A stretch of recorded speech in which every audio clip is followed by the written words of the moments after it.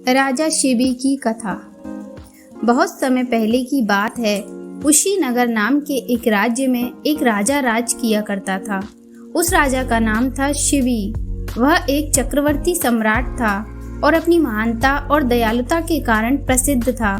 उसकी दया के बारे में ऐसा कहा जाता था कि उसके दरबार से कोई भी खाली हाथ नहीं लौटता था। वह हर किसी की मदद के लिए हमेशा तैयार रहता था, भले ही उसके लिए किसी भी तरह का बलिदान क्यों न देना पड़े।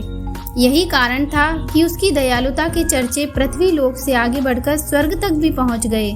जब इस बात का पता देवों के राजा इंद्र को चला तो उन्होंने मन बनाया कि वह राजा शिबी की परीक्षा स्वयं लेंगे और सुनिश्चित करेंगे कि क्या वाकई में राजा शिबी इतने ही दयालु हैं या यह उनका महज एक ढोंग है।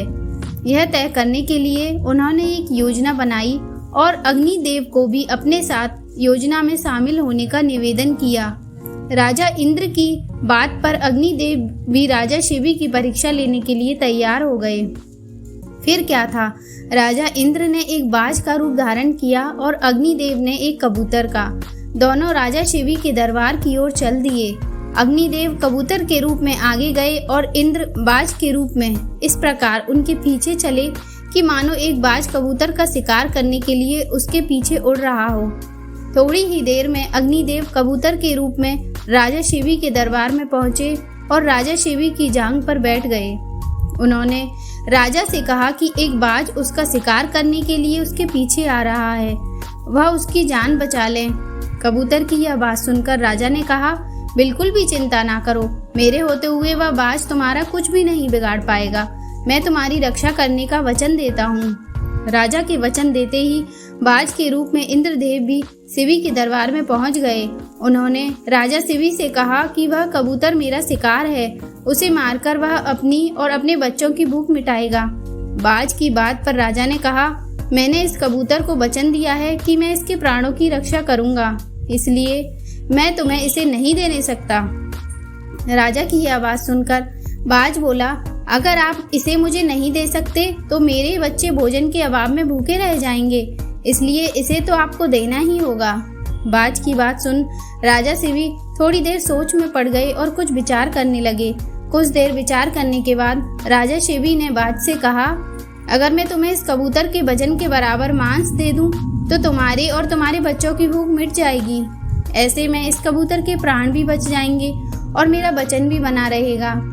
राजा की इस बात पर बाज के रूप में इंद्रदेव राजी हो गए, लेकिन उन्होंने राजा के सामने एक शर्त रख दी।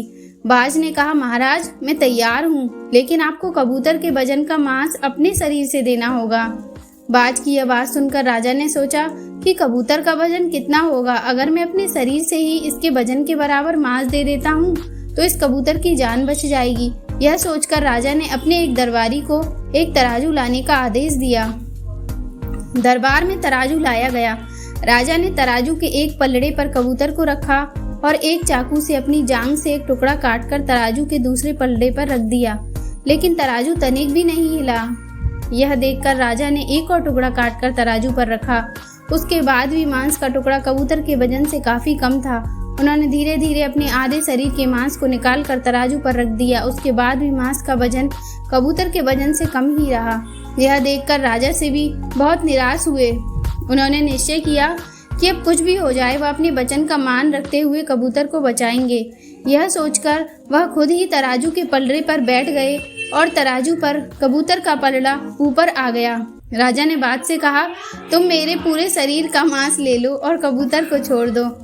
यह सुनकर इंद्रदेव को राजा पर दया आ गई। इंद्र और अग्निदेव असली रूप में आए और कहा, राजा शिबी हम आपकी परीक्षा लेने आए थे और आप इस परीक्षा में सफल रहे। आप वाकई में बहुत ही दयालु और परोपकारी हैं। इस पृथ्वी पर आपकी बराबरी दूसरा कोई नहीं कर सकता। इतना कहते हुए दोनों देव वहां से गायब हो गए। शिबी चक्रवर्ती की कहानी से हमें यह शिक्षा मिलती है कि इंसान को किसी भी हाल में दया और परोपकार का साथ नहीं छोड़ना चाहिए, क्योंकि जिसमें दया